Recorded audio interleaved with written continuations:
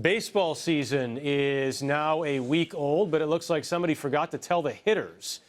Offensive performance so far has been pretty dreadful. We are joined on the phone by Jon Heyman of CBSSports.com. He's going to break it down. Jon, good to talk to you again. What's happening out there right now? Well, I do think there are a lot of great pitchers. That's number one. I think the shift has really hurt the offense.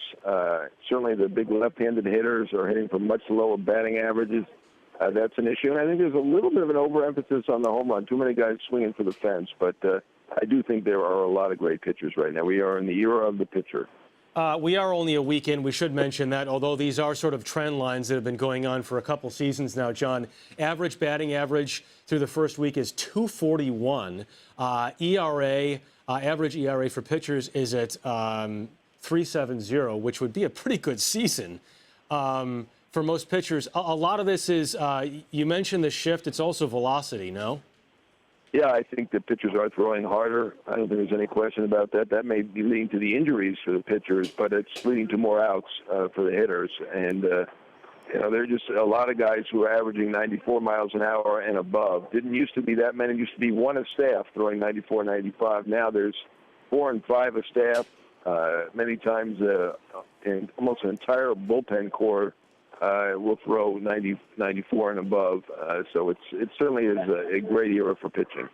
Jon, the Nationals and Dodgers were both considered the best teams in the league heading into the season, both led by some pretty dynamic pitchers. Anything you've seen from either of those teams that would dissuade you from that notion so far?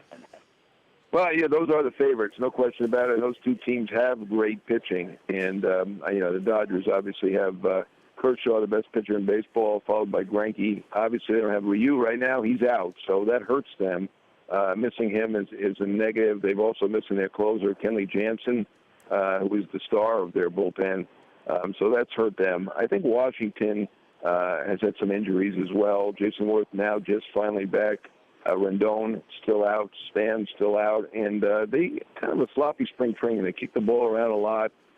They'll figure it out, though. I do think that the Nationals are a prohibitive favorite in the East. I think that's fair.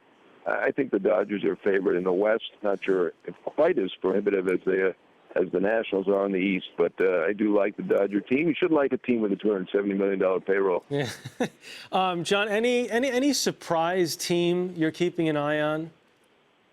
Well, in the first week or so, there have been 2 or 3 surprise teams. The Braves, who are rebuilding, won a lot of games in the first week. The Rockies, who weren't really expected to do much, had a very, very nice start as well. And the Reds, who had a rough year last year, had a good start. I think the Reds are actually a decent team, barring injury. I don't think their depth is great, but they have a very good lineup. If you've got Brandon Phillips 7th, you've got a pretty good lineup. So I think they're probably better than people gave them credit for. I think the Rockies probably are too. They lost Cargo and Tulo for most of last year. If they have Cargo and Tulo, along with Nolan Arenado, that's an excellent lineup. Their pitching is still obviously a question there. That's one team without great pitching, but as you said, this is the era of the pitcher.